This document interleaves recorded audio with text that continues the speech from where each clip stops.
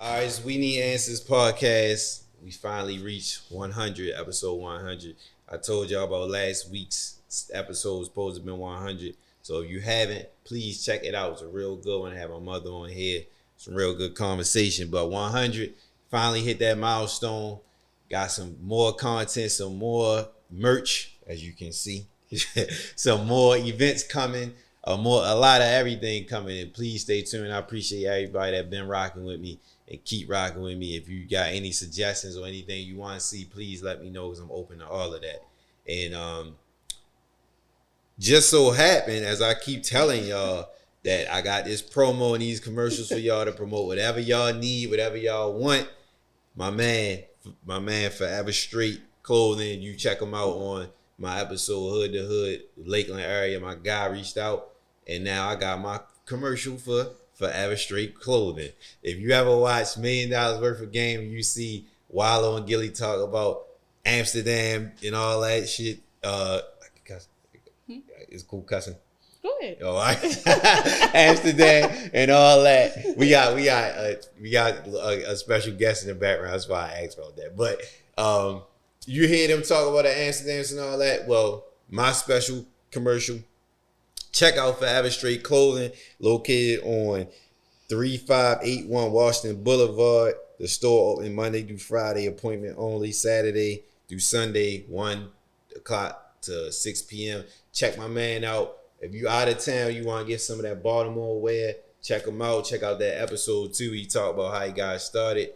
Please check in with my guy, Forever Straight Clothing. He gonna make sure you looking good, fly, fresh, all of the above. Got the summer sets, all that is different from everybody else. Forever Straight Clothing. Follow him on Instagram at the number 4 EVASTR, the number 8 __. And I'm gonna put it in the bio.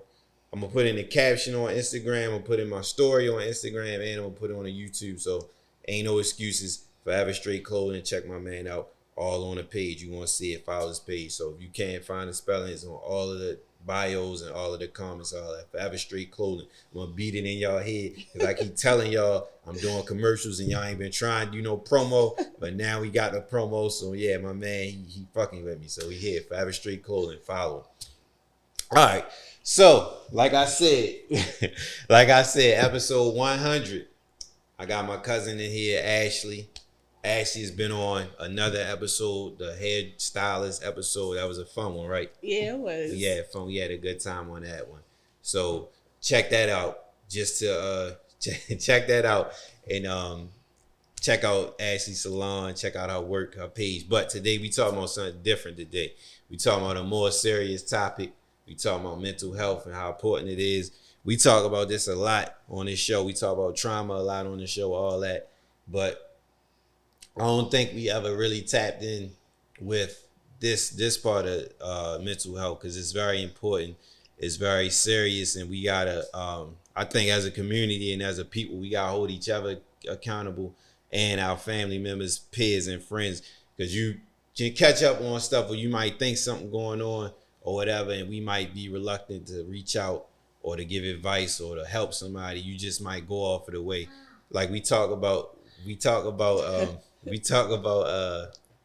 families and how families deal with issues a lot. Right. And it might be the way that they were raised or so forth. It might be about how they've been raised, but it's not the right way. Like we gotta break generational curse and break the culture of just saying stuff and you know, using dealing with words, words, technical words, exactly. like bipolar and stuff like that. Not using it and being cautious of how you use the word. Right. So before you go, that's the purpose. I think we're going to touch into is just about knowing what to look for and knowing how to treat things and dealing with people the right way and all of that. So you can introduce yourself and then go into why it's important. Why mental health is important to you. Right. So okay, I'm Ashley on Instagram. You can follow me at Ashley B Hair. I do own a salon in Mount Vernon called Salon D Renee, right on the corner of Monument and Howard. And it's funny how we touching the base about mental health because I want to say last month was Mental Health Awareness Month, and me and Mook was kind of busy about timing and meeting just to get this episode aired so you can basically understand the gist of mental health and what to see how the personal experience is not just what you see on social media and just people playing around using the word bipolar or whatever the case may be. Like I grew up in a household with my mother who suffered from mental health issues, mainly bipolar and schizophrenia. But it technically really started, I want to say, around the age of 10, but it didn't really come out until around like 12. But it was like more so like what's happening to my mother. You know, you go from like a loving mother taking care of her children to like signs of her not talking and being distant and not sleeping, noticing like she making like little rituals. Then it was more so like she started to talk to herself. And I was 12 when it got worse. So I was in middle school and I'm like, okay, how do I go about, you know, keeping my mother issues a secret and still attending middle school and still being a normal kid around the neighborhood that I grew up around. Right. Which is like basically you grew up around a project area, it's more embarrassing to allow your friends to see your parent like this. But I was more embarrassed about her condition than anything because I didn't really understand what was going on. Right. It was just me, her, and my brother in a house. And like she just deteriorating in her health. And it was just like, what can we do? Right. Like to help her, but not understanding how we can get her the proper help. So paint the picture like how it started and what you noticed. Like tell me what was happening. So like just like a clear gist of my mother had like was dating a guy around the time when everything was going on. So it was just like he stopped coming around. So I don't know if it was the breakup that triggered her to basically go off on the deep end. So after the breakup, it just me, her, and my brother. And then we was noticing like patterns of her like not really changing her clothes. She wearing the same outfits, her talking, and then like the talking part just became like rambles. So just like, all right, she rambling, like what she trying to say, or she's bringing up distant families that we don't really know about, or family members that we never met, or deceased family members. Or she has said like some off the wall crazy stuff to certain family members, but it would be like a triggering look that she would give people. Like she'll look super nice and then she'll turn around and just give you like this stare. But this stare was like a stare to kill. Right. And you be like, why are you looking at them like this? And she'll like snap to herself. And it was like, all right, okay, this is not normal. So then it was just like a triggering effect after that. Like I recall like growing up before this happening, my mother did drink. It was like beer or whatever the case may be, but it wasn't around when stuff starting to like come out with her condition. It was more like she was drinking more. Like, all right, you're drinking a little bit too much while you're drinking. And then she had a shellfish allergy. And with the shellfish allergy, she started like trying to eat shellfish. And I'm like, you can't eat shellfish, you're gonna get sick. Or just doing it. You might get hurt.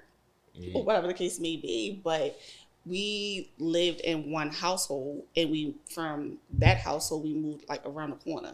And I like once we moved around the corner, it just got worse. Okay. It was like I was 8th grade, 9th grade period. And 9th grade, it was just like summer with my friends, and we was noticing like she'll leave the house. When she leave the house, like, all right, she going around bothering people and saying little stuff and like doing like little stuff. And I don't know what was it about me personally. It was like she gravitated towards me because it was just me and my brother in the household, just me and him. But it was just always she had an issue with me. Just she always had something to say to me, like aggressive.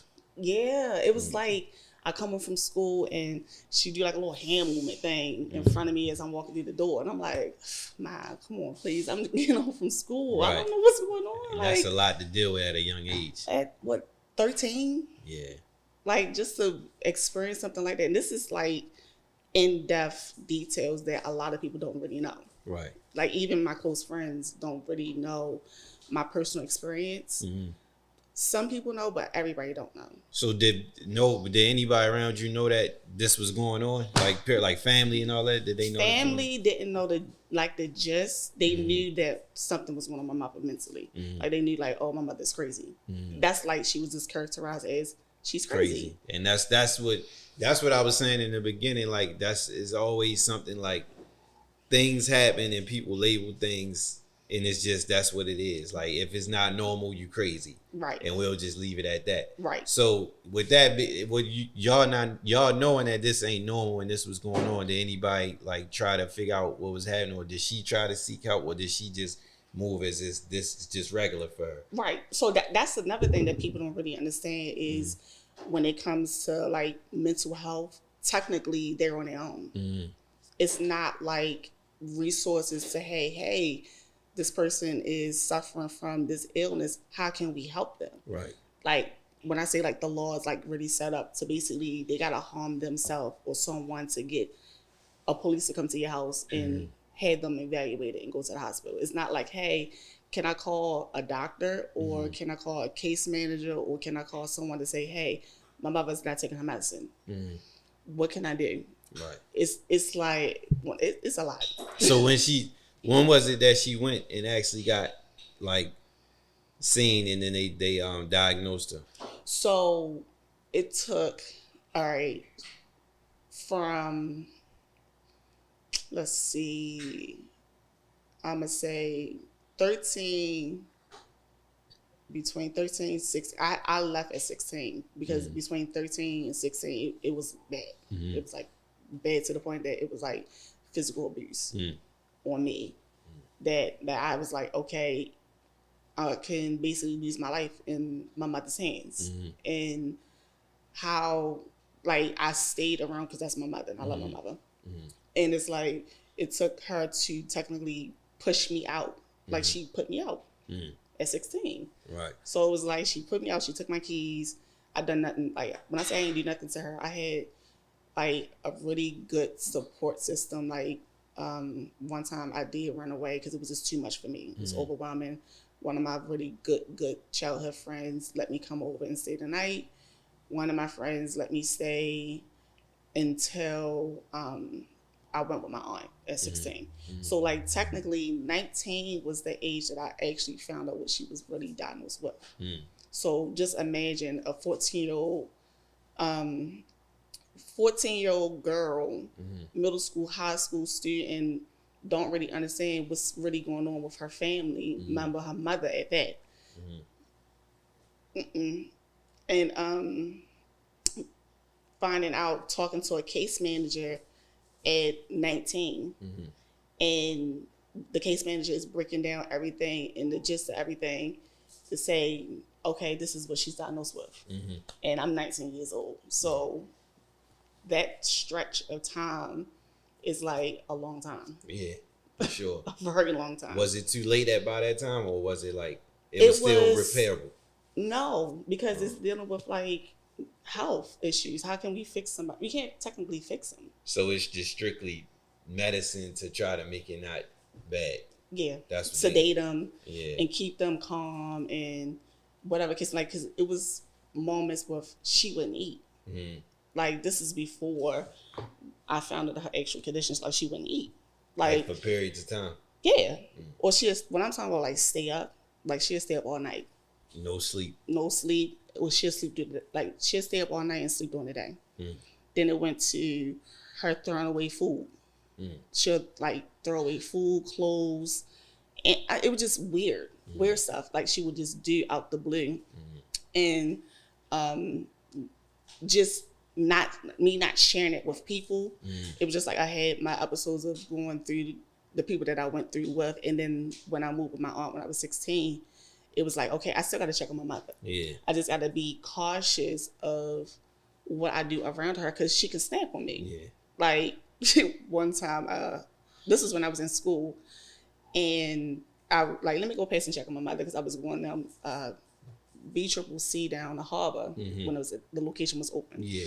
So I'm like, all right, let me go check on her just to see how she doing. I haven't seen her in a while, and I come there, check on her, and she snapped on me, and we got into a physical fight. Oh, like wow. I had to get my neighbor to break it up. Yeah, and I was like, the only thing I can tell them is call the police because at this moment it's like they can't. They already knew what she was already going through. It wasn't like they calling me and say, "Hey, your mother gonna do this" or anything like that. So at that time, I'm like, all right, you got to call them because if you don't call them and try to make it worse, it can get worse. Yeah. So at this point, like during your childhood, is it like depression for you? Or was it like periods where it's like you couldn't enjoy your youth because you worried about this in the back of your mind? I had to basically like step up in a position to technically take care of my mother. So I got the chance to experience my youth, but in a different way. Okay. So like I still enjoy my friends, but in the back of my mind, I'm just like, well, how I'm worried about my mother. Yeah. Like this is my mother. Yeah. Right.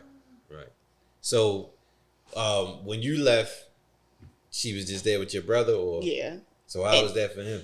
It was the relationship between her and my brother was basically like they was best friends. Oh, so he wouldn't have the same story for him? No. That's crazy. Like no, not at all. Not at all. Oh. So she just let you have it. Yeah, I think it's mainly because that she had this thing with my father, and I favor my father more than my brother. Okay. So I don't know if it's their personal relationship that they had growing up, and me favoring him more. Basically, just like I don't know if it was because of their personal relationship. And her being madly in love with my father and him leaving her. So in the back of my mind, I thought that, hey, maybe the relationship between my mother and my father was her trigger.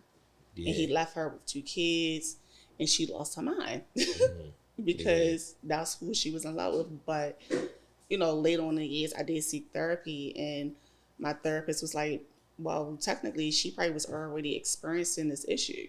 It just probably never came out. And it probably elevated once that happened. Got worse once that happened. It probably was the start, and I don't know if it was the other guy that she dated too, because I was too young to really understand the relationship. Yeah. To figure out like, hey, did he trigger my mother? It could have been a trigger too. True. So that's why I guess in therapists and talking to people and seeking help early is super important because it's possible that this could have been avoided because if the therapist said that she might have been having this issue before. But you got to think, I'm 12. Right. No, I'm not saying for you. Right. I'm just saying for people, period. Like if individuals and families, I feel like now it's more talked about now. So exactly. you got more access to it and it's more available and there's more ways you can get it without sharing it with people too. Right. But then you got to think one common issue that I noticed that I witnessed with my personal experience is family only want to be involved in certain areas. True. So it's like, hey, that's not my problem. It's not my problem. Hey, I can help in little areas, but what extent can you help this young girl? Like, I will, to be honest, one client, my client, her name Kawanda, she was a police officer for Baltimore City at the time. And I was like basically sharing everything that I was going through. And I'm like, well, I just want to get my mother help. So she was just like, well, basically I had to lie. In other words, like I had to make a whole fake police report. And she told me how to do it, where to go to, and do everything. So I had to go to the district, lie, get a police report. From the district, I had to go to the courthouse on North Avenue and present it in front of a judge so they can approve her evaluation. And it was just like, okay, they read over everything and they was like, okay, we're going to send the officers to go pick her up. And what was they going to be doing? Picking up to do what? To take her to get evaluated. Okay. So it's like, usually with the evaluation process, technically it's like a 3-day process that they have them in like the psycho or mental area of the hospital and monitor them and give them medicine just to see how they're doing. But with that comes with how long we can keep them there. And what I personally believe is a money thing. Of course, it's always money. Right. It's always you get what I'm making. I worked in mental health ever since I got out of college, from like 2012 to like 21 to damn near 20. And it's always a money game. My point exactly. So they don't really be caring. They don't. That's the point that they're making. Because like I will lie to you, and me and my brother went. They called us in. It was like, okay, hey, you know, she's ready to go. I'm like, no, she's not. Like, my mother knew how to play this little role. Then she would be fine. Like, hey, I'm doing good. I'm ready to go home. Let me do what I'm supposed to do. No, when she come home, it's going to be a 360. 360. She going to take the medicine. I would say out of the entire time when she was here, she probably had like a good run of like 2 years that she ain't had no issues. And how old were you in these 2 years? I was in my early 20s. Oh, okay. I was in my early, like when I was in my pre-teens, it wasn't. Like, so she wasn't on no medication. It was peaceful with you and her in them 2 years? Kinda, it was. But, because this was like, let's say, the evaluation time with me and my brother literally begging the doctor, like, don't let her go. Right. Like, I'm talking about crying. To let her go? Not to let her go. Like, come back out? Don't let her out. Okay. She needs to be here longer than 3 days. Right. And they like, oh, no, she's doing good. No, she's not ready to come home, because when she come home, it's going to be back to her doing whatever she want to do. So how was it? So you said your brother didn't get the abuse that you got. Right. But he's seen what was going on. Yeah, he's seen it. So what was his reaction to what was happening then? Like, he didn't involve, like, my brother's timid in his own little way. And it was like, he tried to, hey, Ma, stop. Stop, Ma. Stop, Ma. Ma, stop. But it was like, she that wasn't ain't enough. Right. So just like, I'm enduring all of this pain and this on your own. On my own. Right. And it's like, hey, you're my brother and you're not even helping me. Yeah. You know what I'm saying? Did that build like some resentment towards him a little bit? No. Okay. I just know my brother. Okay. So it's like, okay. You knew what to expect. Yeah. Okay. Yeah, I love him dearly. Yeah. Of course. Shout out to Lil Rod. Shout out to Lil Rod.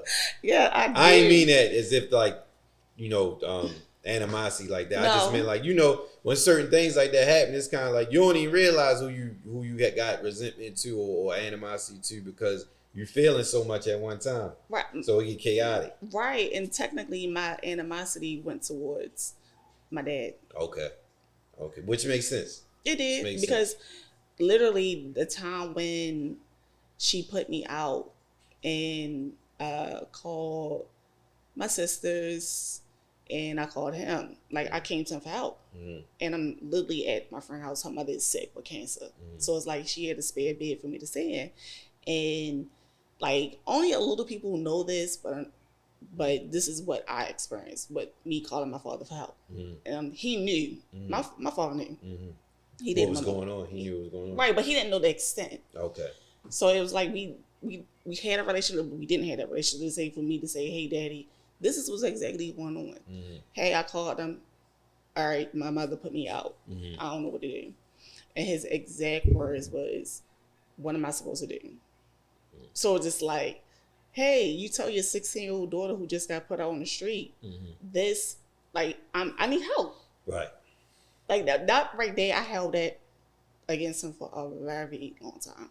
Well, I wouldn't expect otherwise, because that's who else you gonna go to? Very long time. I don't know how my aunt got involved, or however, this my mother's sister, but she came and got me.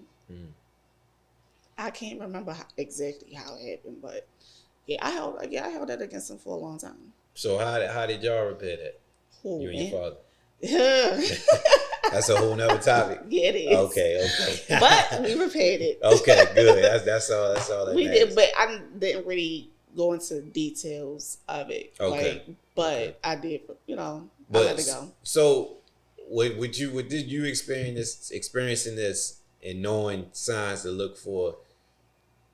And I feel like when people experience people or things with any kind of like mental health issue, whether it's severe or small, you notice it in other people. Oh, definitely. So what did this open your eyes to within other people? Like, I mean, we're in Baltimore City and I'm working downtown. So I have like a heartfelt sympathy for people that see like with mental health issues. I'm like, I wish I can help them. Yeah. And it's like, you want to help, but it's like, it's no resources to help them. True.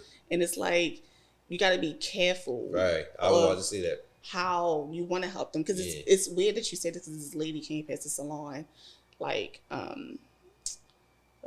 couple of weeks ago. I lied to you not. She had like an older tour. You can kind of tell she had it together. She probably kept herself together.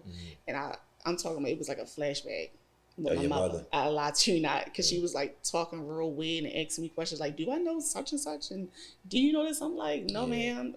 I'm like, hey, let me keep my distance. She can swing on me a little bit or something.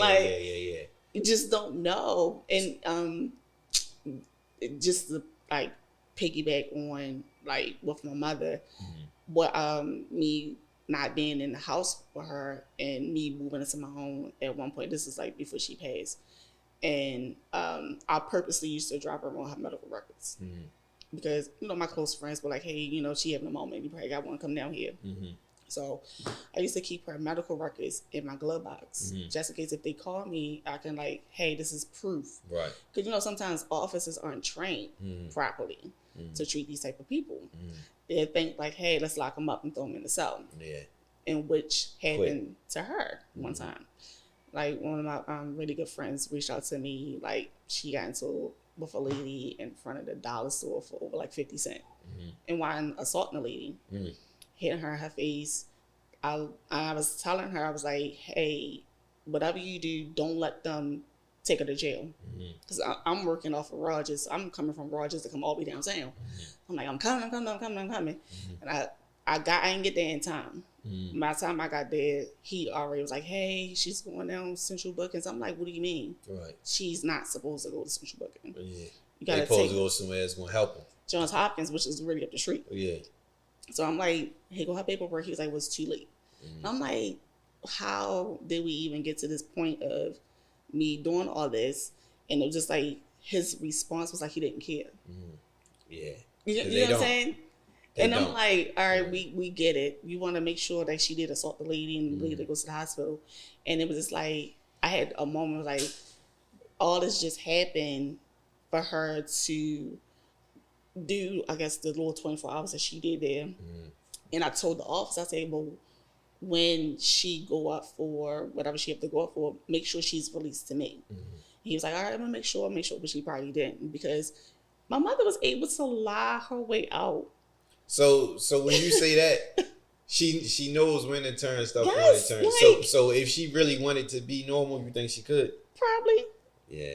I'm telling you, she I don't know how she did it, but she gave them a false name. She didn't give them her name. She gave them a false name. And they released her on her own recon. Yeah. And this was like, because this is all within, because my mother wound up passing in the time frame of me explaining. And this incident probably was like a week before she passed. And I had my moment. And when I went to, what was it? Try to pick her up, she was already home. So I had called my friend. I'm like, do you think she at the house? She's like, I'm gonna just wait around the little neighborhood and see if I see her walking around. I'm like, well, call me, because I had like I was her payee rep. Okay. So I still gave her card to give her like a little bit of independence, because I felt like when I didn't give her a card, she felt like I was controlling her. Okay. So giving her a little card, and that day when I got down there, and she snapped like bad on me. I'm talking about like, F you, bitch, and I'm just like, Okay. Mm. All right. She got out the car and she left. That was literally like the last time I seen my mother. When was this? This was back in um, uh, 2008. And my biggest fear was she had a issue with wandering off. And she didn't have a cell phone back then, so it wasn't like I can give her a cell phone. Yeah. I'm like, Mom, where you at? So just like that last little moment was, and I worried, like that was my whole gist of, hey, she wanted too much. She literally did whatever she want. Right. Whatever she want, however she wanted to do it. And that exact moment, which was my last moment seeing her physically, it wasn't good. Yeah, that's tough for that to be your last moment. So I wanted to wait to get this, but now that we here, how did that affect you? Her passing? It was hurtful. Like, me seeking therapy helped me understand, because I felt like if I didn't go to therapy, it would have messed me up even more. Yeah. And the therapy session was a way more clear understanding. Like, okay, you know what, I'm at peace. And then right after she passed, which is weird, because I moved back into her house.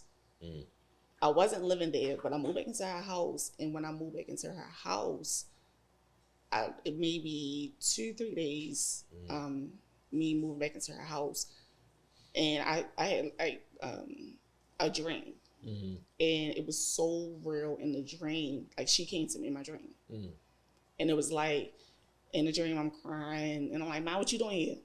Like, what's going on?" In the dream, and she came to me. She was like, "Ashley, I'm proud of you." It was just like, I'm proud of you, I love you, and it was like her way of apologizing to me. Okay, so that was real. Yeah, it was. That was real. I'm telling you, like real, and I woke up like crying, but it was more so like I felt relief. Yeah, that was my question. I was going to ask, was this a sense of relief, and not in a mean way, but no. when she passed, was it like a relief of not worrying no more, a relief of not, all that type of stuff? Because I was worried sick for her. And I would assume that. Because it's like, what you saying now is like sporadic. It's like you just never know nothing, what's going on. Right. And you don't know what's going on, what can go on. Exactly. So, even with how, around the time of how she passed and when she passed, it was saying like she befriended a local junkie around the neighborhood. Because I was always wondering like, why is her money being spent up so fast? Right. So I'm thinking the lady was using her for money to get out, whatever the case may be. Yeah. But just knowing me having that dream, because it was kind of like technically my worst fear being relived with her passing, because I was worried about her so much and how it happened. Yeah, it was like, all right. So, was it traumatic to go back to the house? Like, did it bring back memories, or you was okay going back? No. Okay. It wasn't. Okay. It was easy going back? A little. Okay. A little, that's what I'm saying. Because I would have thought it would have brought back, like, bad memories or something like that. Because I didn't hold on to the bad memories. Okay. So it didn't really, like, mentally affect me. I will say, like, growing up to the woman that I am now, I had like a really bad issue with people touching my face. Okay. So like if I'm dealing with somebody and they want, I'm like, pulling back, or pulling away, because I'm like, that's just a little thing that I just was like real like not cool with. Okay. But like just going back to the house, it wasn't like, I was nervous the very first time, because of course the memories is going to be there, but I mean I sucked it up for a second. Right. So if you don't mind sharing, what was the exact thing she passed away from? So like basically all her details and everything came back to me, because I was the person that handled all her stuff. Yeah. So her autopsy came back as inconclusive. So it wasn't like an exact cause of death in her autopsy, but it was to say that she did have drugs and alcohol in her system. Okay. My mother did drugs when I was in elementary school. of course, it happens. She drunk. Mm-hmm. That's why I'm saying, like, the whole thing with the lady that she befriended that was in the streets, the junkie lady, whoever she was, probably was like, hey, you can try this and use and spend our money up to get whatever they need. Yeah. I'm like, I was telling my mother ain't touched drugs when I was like elementary school. I was 21. So it just don't seem like that was you don't think that's what really happened? No. Yeah. Well, it wasn't. Well, if it was if she was in her sane rightful mind, yeah, then no, she wasn't going to do it. Right. If it was different, far as like, her not being on her medicine properly, I know for a fact she wouldn't touch it. Right. She probably would have drunk a little beer or something like that, but I know for a fact she would never touch it. Is that something you still think about? Like, what was the cause, or you just? I left. I think that was my closure. Okay. In a way, I was a little upset, but then I was like, "Hey, at least they didn't say like a heart attack or something like that," because I probably would have been way more off about the results of her autopsy. Yeah. But it was just like, well, all right. But I think knowing how kind of bothered me a little bit. Yeah. And because was technically, in other words, my mother was found on the street. Okay. Over West. Okay. When already passed and gone. Right. So it's like that little part right there was just like, all right, what you doing over there? Yeah. Like, hey, I would like to know, but I'm like, hey, it may be happening this way for a reason. Right. Do you see like the effects of what you went through with your mother come out in any relationship in your life? What you mean? As far as like you said, no touch my face. Like that's a part of the effects of that conflict with your mother. But like, you know how like if somebody deal with somebody like in an abusive relationship and they be like, this is why I am when I deal with guys or something like that. Is there anything that with your relationship with your mother that you see come out in your relationship with other people? So what I'm gonna say, because I ain't really had that many relationships, but I mean, not even romantic, like relationship with anybody, like people, period. Probably, maybe I'm quiet. Okay. And to myself. Okay, that makes sense, and that's exactly what I meant.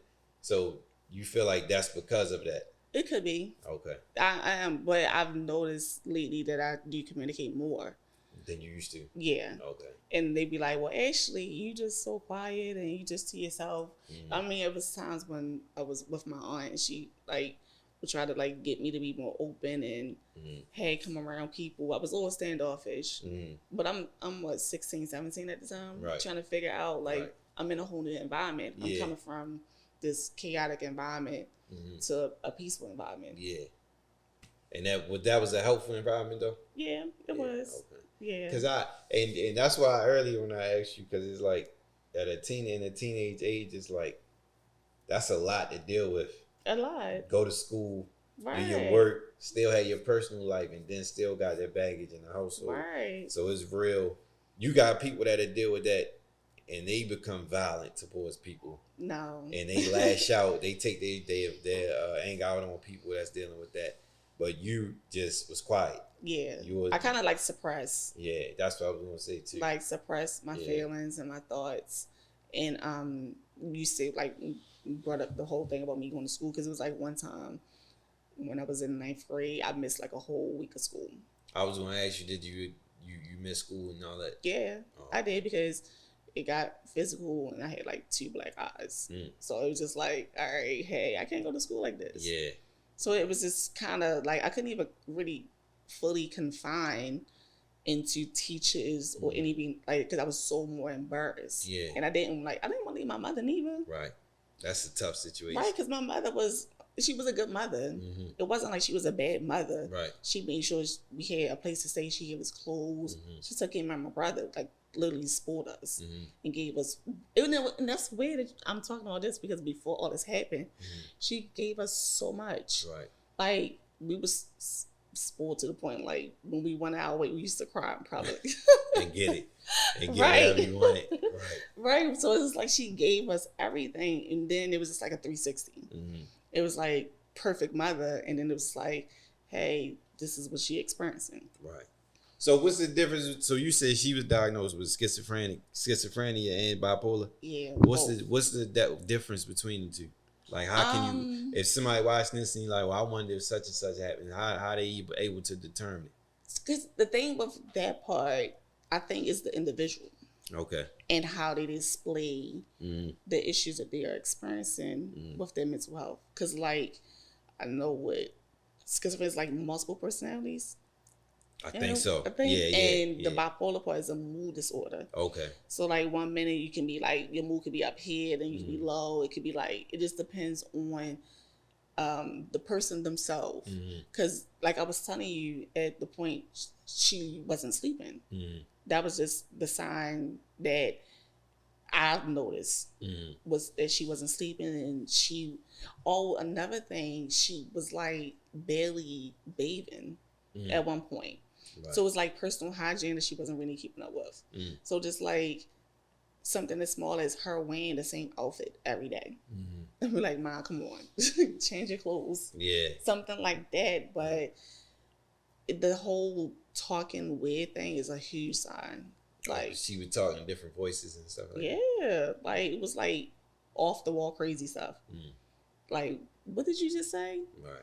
Like, it was like ramble and fast, and you can't make just of what was said. Man, that's a lot. Yeah, a lot. And then it's like, hey, how do you try to hide that? But then it's like, you can't.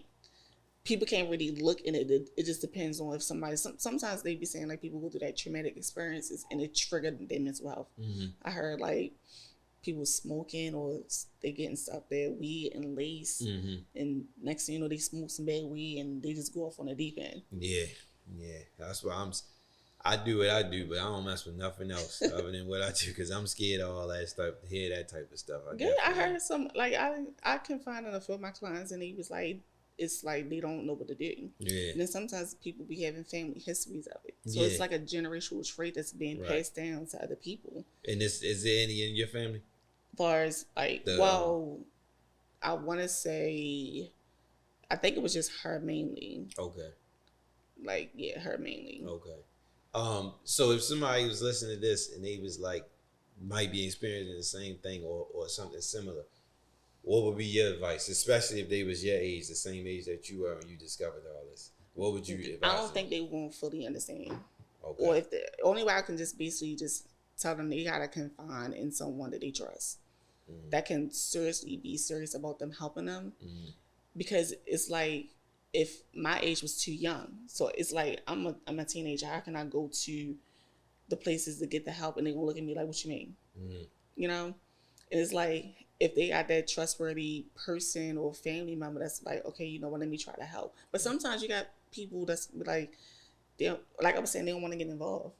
And they just leave you in that situation so technically defend for yourself. True. It's like, it's kind of hard. So do you feel like if you would have talked about this to more people earlier, you think it would have changed anything? The people who know about it, they know about it. So I'm saying, like, but other than them, because like you said, it's not really, it ain't too much that an outside person could do, but right, because you gotta remember how technically the law is set up. It's like they have to harm themselves or someone to really get the help that they need. So it's like, what additional help can that actual other person give them when the law is already set up to go against you? Right. That's helping a person. Right. Okay. You get the, you know where I'm coming from? No, I get you. I just like, in my mind, I'm just thinking like, I know what situation like that, like we both said, in that era and in that time, it's like you keep stuff home. You don't really say stuff to too many people. Right. But I feel like even doing this and doing any other episodes, I feel like a lot of times if we opened up more to more people, a lot of stuff could have been avoided. True. And I don't know for this situation. That's why I'm asking, because I don't know. Right, because I don't know. Yeah. It just depends on who they confine into. True. So you would say if somebody was listening, you would recommend them to confine into somebody they could trust. Yes. And share with them. Yeah. But like I said earlier, it's way more resources and way more things out there that'll give you knowledge on what's going on now. Because I'm sure when it happened and you experienced it was like foreign. Like nobody knew nothing about this or Right. experienced. Like you said, everybody just say crazy. Right. What's right. crazy is you just gonna leave them crazy. Like Yeah. everybody knows somebody in their neighborhood or in the hood or somebody that might walk around talking to themselves. Well, that's crazy, Mike, or crazy whatever. Exactly. And leave it like that. But at the end of the day, if somebody would have got to that person earlier, and not saying with the conditions your mother had, but any kind of condition, if they would have got to him earlier, they might not have got further. Because I feel like once you accept certain things, you become it. True. That's like if you're an alcoholic and you say, and you be like, you might not ever get help for being an alcoholic, and then you just say, I'm accepted. I'm an alcoholic. This is what I'm going to do until they take me out of here. Everybody around the way know me for being this person. And then you got people enabling that alcohol. Exactly. That's what I'm saying. So if you got somebody to say, yo, before they go down this deep end, like, you got to chill, like, take some time, go this and do that. Like, for instance, when I had the episode with two of my homeboys on here about drug addiction, and they was saying that they was going down a deep end, and deep end far as like going a certain drug to going to higher drugs, and at a young age too. Wow. So it's like if they didn't catch on, but at the end of the day, they lived the same way I lived. So we know what's wrong. Right. You know you doing wrong because right. you know we don't do stuff like that, and then you know the certain type of stuff that they're doing. It's certain people that do that. We don't do that type of stuff. So it just to a point where as though if somebody just let them keep going and doing down that, it could have been worse. Yeah, it could have been. Or it could have been a thing of, it's okay. He just turned into the junkie Mike that we know. So it's just a lot. What I'm getting from this conversation is just paying attention to things and being aware of things and just doing it. But like I said, it was a completely different time. I think that's the most important point.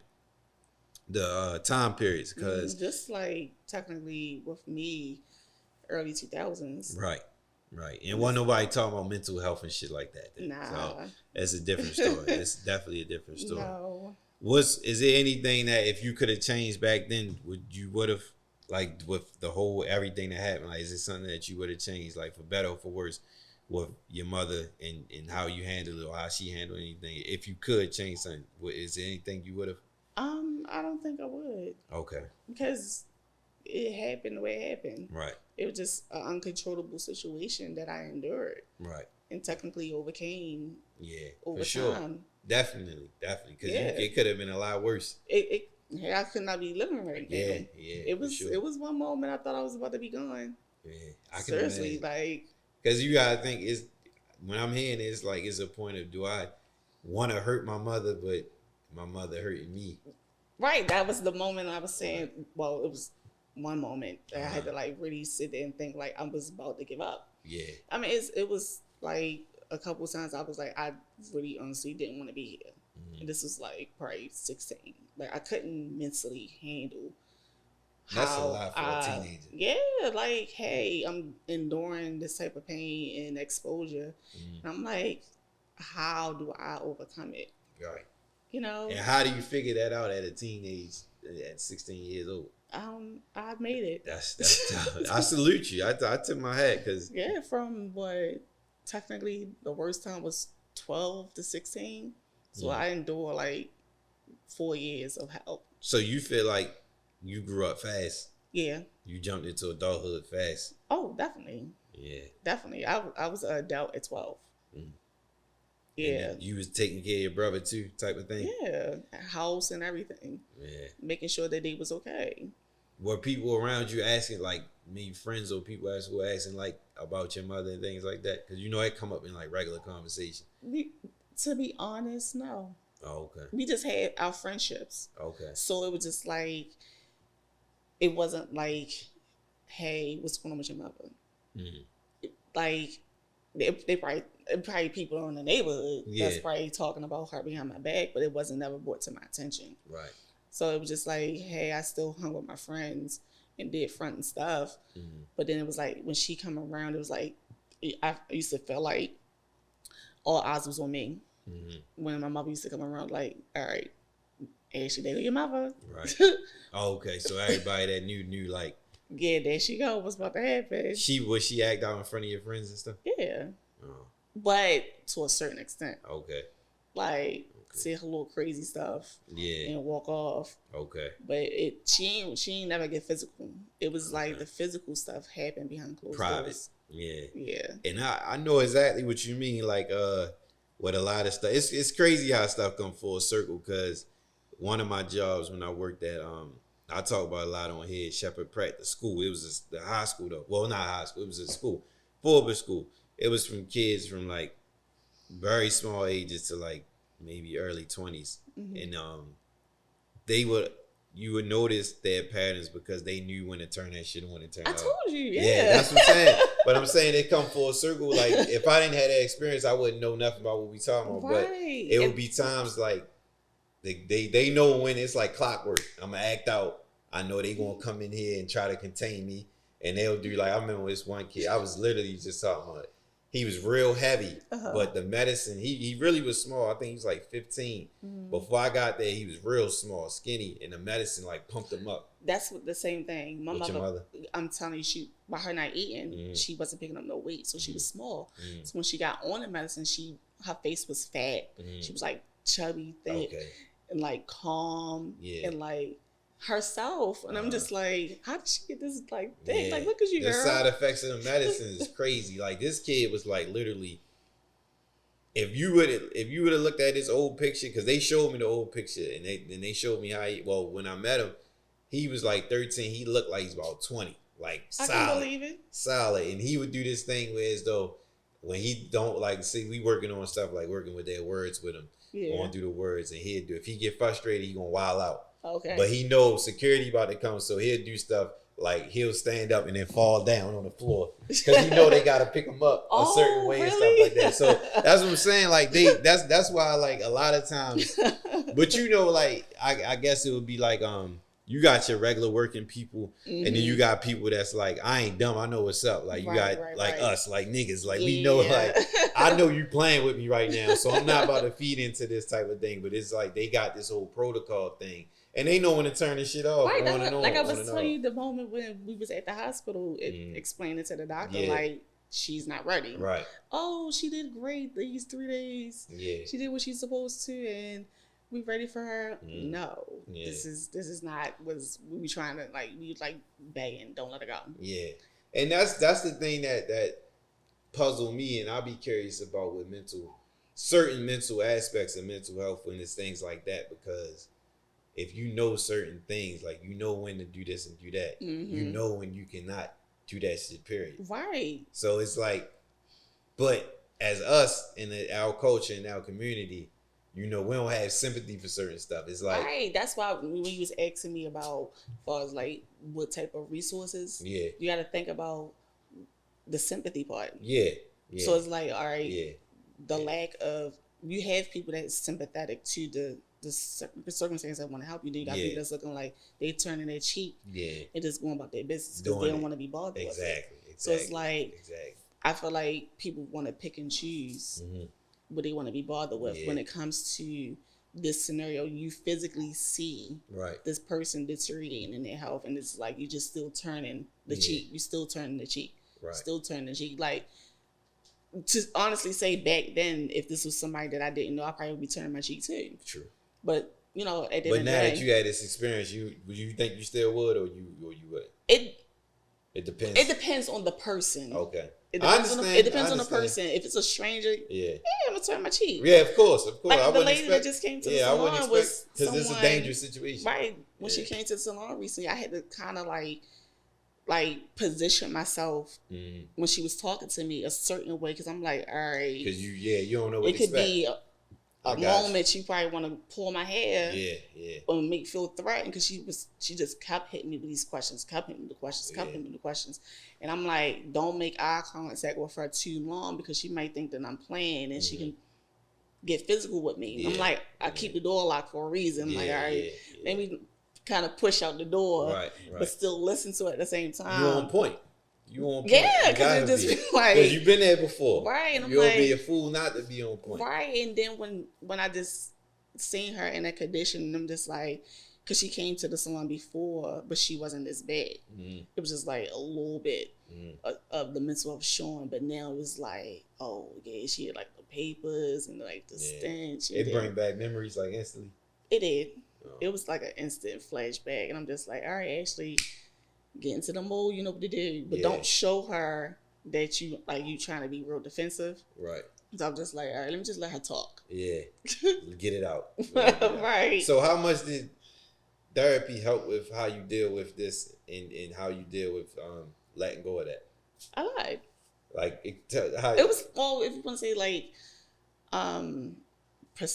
percentages, whatever, as far as how much, it gave me 80% clarity on how to deal with it. Mm-hmm. And I kind of had to like basically just keep the mind frame of, you know, Ashley, at the end of the day, it wasn't your fault. Right. Because before her going into the episode that she was going into, and before her coming to me, you know, I felt like, yeah, it was my fault. Why? Because I think like I looked so much like my father, and it was like whatever hatred and hurt that she experienced with him, she was taking it out on me because she didn't get a chance to express herself to him. Is that what you felt, or you got that from her? Like she would say that? That's what you think? At some point she was saying little stuff like comparing me to my father. Okay. Or bringing up his side of the family. It was weird. Like she bringing up his side of the family and saying little stuff about them. I'm like, what, lady? They ain't got nothing to do with right. I'm just in here regular and you like snapping off at me about him. Right. And I'm like, that's what I used to just always think, like, maybe because I favor him more than my brother.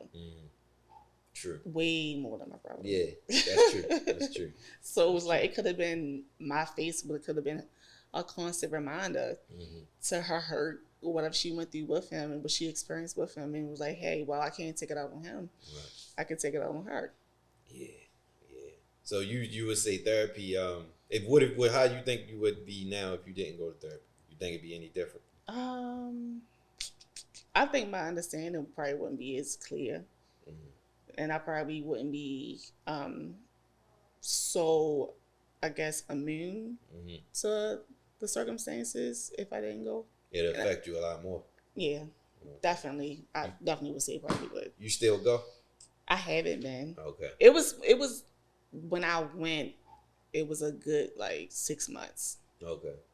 And it was like weekly sessions that I was going. Since this is something that I feel like you don't hear a lot about, like schizophrenia and bipolar, you feel like it's something like would you do like a non-profit or any kind of thing around? It's funny that you say that because literally in the back of my mind, this has been a really big thought in the back of my mind. Like I kind of would have a passion to help them, but I'm like, do I got the patience? But I'm like, hey, I think it's worth a shot because you never know. True. But this is part of it though. Like you sharing this because you never know. Because you never know. I see this all the time. Like you never know why. I said that to myself. Like I would mind doing like a nonprofit to help people, but I'm like, if I do it, it's gonna be tough. But I think I have a. You got a story. Yeah. Because I think that I think it's different ways you could do it though. Like you could create awareness through stuff like this or events and stuff like that. Because when I attempted to do a nonprofit, I did an event, me and my homeboy, but it was about him and his he in a wheelchair, and it was about him about the laws and things that people with wheelchairs don't know about. Like we did an event and we had him and 2 other guys that's the same situation, but we was just talking about how people don't know, a lot of people in them situations don't know that they could drive. They don't know about the laws, certain places. Right. They got to have access for you to get in certain places. Well, all places.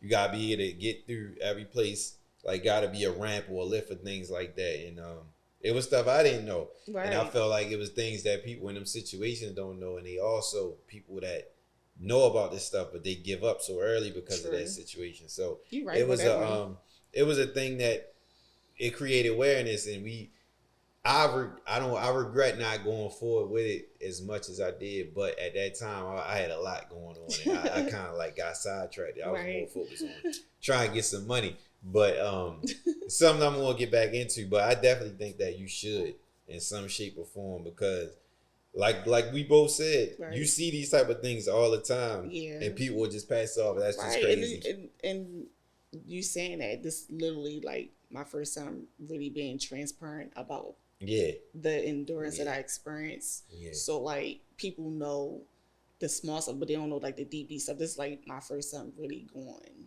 all in details. And I appreciate you sharing it, because it's like I said, like I always say, like you never know watching, and you never know going through. It could be somebody now that got this, like how you said, you only shared it with people that you trust. And it could be people that you talk to every day that never shared it with only people that they trust. And it's like you never know what's going on. It's like, oh, somebody else going through this, and you'd be surprised. I have a couple clients that did confide to me about some of their personal experiences with some of their family members, and he'd be like, "Dang," or "What about this?" And we talking about the same stuff. And it's like I don't know the in depth of their personal experience, but the general experiences is just about the same. Like the lack of how what you were saying now, the resources is probably much better, but it's like, hey, how do we move forward to do the proper work to get them the proper help? True. That's the tough part. And stuff like creating awareness and doing nonprofits like that, you really can only get that knowledge from people who lived it, who experienced it. True. Like, and if you can't get it from a person with that can communicate it, you gotta get it from the people around her that know how this go. Because, like you said, with the police officer and everybody else, they only gonna do it for money. Soon as somebody had a good idea, like the government, the city will jump on top of it, and then it turn into raising money for a foundation. And we don't never know where this money going. Exactly. Or you know where it's coming from. Exactly. and the whole time they just funneling money through each other, and they don't never help nobody else. So it gotta come from an authentic place, and then that's where people will really get that benefit from it. Because it's somebody that the family talk about called bipolar all the time, and it's like, but that's not a joke. Exactly, it's not, and it's like, even if she may show signs of that might not really be the thing of what's going on. It's just, it could be anything. It could be. So you don't play with stuff like that. And like you made the point about, hey, the family make a joke, and it's like, hey, that person could really be suffering. Exactly. In their own little way, and it can be channeling that suffering into like different types of abuse within themselves. Because sometimes they could be like, hey, I'm experiencing this issue, and they keep calling me crazy, and I'm telling them I'm not crazy.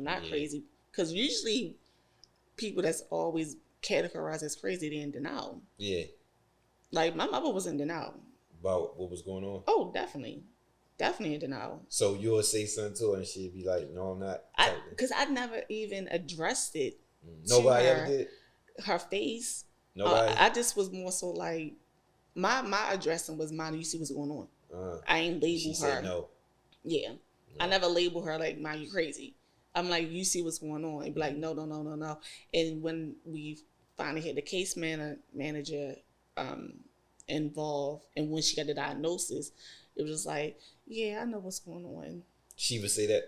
She finally admitted. Wow. And I was, what, 19? So she, like we said, she knew what she was doing. At that time, yeah. So it was just like, but some other people, they be like, there's nothing wrong with me. And you'd be like, okay. Yeah, and the world could see that there's something going on. Right, and then you got the world looking at you and just letting you be in your space without saying, hey, don't you think we really need to look towards getting that person some help? Yeah. I wish you had a bigger support system. Oh man. I think it would have made a difference. My support system was small. Yeah. I think it would have made a difference, because like I said, it's just a thing of people just brush stuff off. Right. Crazy is not knowing. Like when you don't know what's going on, it's crazy. Somebody acting a certain way, she crazy, he crazy, and it's like people just once you use that word, it's like ignore it type thing. So but people gotta pay more attention. Like that's the whole. I think that's the biggest part of mental health is paying attention, because it's significant. If you don't give it no attention, then it's like it's gonna be ignored. It grows and it gets worse and it gets worse. So people gotta be mindful and pay attention. And so they out on Baltimore City streets, and they got to deal with that world on their own. Exactly. And that ain't no place you won't get no answers. No, You're just gonna run into more people with the same stuff, and they gonna just make a bigger problem, bigger issue. Because then it's normal when you come across people that act the same way, or a bunch of people that's living the same way. It's normal because we all doing this now. So maybe I ain't crazy. Maybe ain't nothing going on. Maybe it ain't nothing wrong because they living how I'm living. Yep. So and they be comfortable. Yeah. So that's very it's a very interesting topic, and I really hope you do that. I hope you do something for I'll help you if you want. I'll help you for real, because I definitely think people need to know and hear about this stuff. Even if like it starts, you got children that's going through issues, like big time, like seriously, even they acting out with their parents, and they thinking like, oh, my child got ADHD or got this and that. Let me just put them on this medicine. No, you can like rechannel that energy to like active sports or something like that. Because you got to think, they don't teach us this in school. Nah. This ain't being spoken about in school. You got kids in middle school that's going through some tough times. And a lot of places in schools just want to, as long as you ain't bothering me and go into this other class, or a parent might feel like that. You got these ADHD on this acting crazy, wild, always in trouble. If you ain't bothering me, then you good. We'll just let them people deal with it. That's where it be starting from. Right. I seen that too. I can imagine. I seen that too. It's crazy. I can only imagine experiencing like that school life with them kids, and they not even getting the proper help that they need. Nah, that's the main thing. Attention is a lot of it. They need attention, real attention. Yeah, I think. Yeah. So, anything else you want to share on that topic? Just my thing is, basically, if you see people experiencing like any kind of abnormal display of stuff, be mindful of what they're going through. Don't be using it as a crutch to joke them. Try to seek help and help them however you can, because they really do need the help. Yeah. And like, don't turn your back on them, because that's just something that you just don't want to do. You don't want them to deteriorate in their own mental health. Yeah. Because it can happen. Yeah, definitely. And you are an advocate for therapy. Yeah, definitely. Go get some therapy if you need. Yeah. The family probably need therapy too. Yeah. I second that. I definitely agree with that. So, in closing, I definitely appreciate you even bringing this to me. Like I always tell everybody, any sensitive or personal topics and you want to share on here, like I'm all for it. And I appreciate it that you willing to share it on here. So I'm thankful, and I hope that it helps somebody, or even if somebody hear this that don't experience it themselves or haven't been through it themselves, give it to somebody that has been through it, or somebody that can help just share it with them, because you never know. Anybody could be going through it or experiencing it, or somebody that's been dealing with the same type of situation, and this could be a relief for them, and it could help them a lot. So I definitely appreciate you being vulnerable and sharing this. Yes, you're welcome. And it took me a long time. I'll be 36 in July. And for me to really be open right now and share, like, I'd be like talking to my like little bits and pieces. Yeah. But to do something like this, I'm like, okay, hey, you know what? I think it's time for me to share my truth, my story. Yeah, I definitely agree, because it's important. It's important to get it off your chest and vent. And like I was talking about last week with Wanda. It was after we left, she still was going on. And she never talked about this stuff. Like never opened up. I asked her certain questions that I asked on the show. Yeah. And when I asked her before, she said she don't know. But when she got on here, she let it go. So that was helpful for me. That was therapeutic for me. So I think all these type of sessions are therapeutic and helpful. And everybody watching this, make sure you follow Ashley and tell her to do this nonprofit.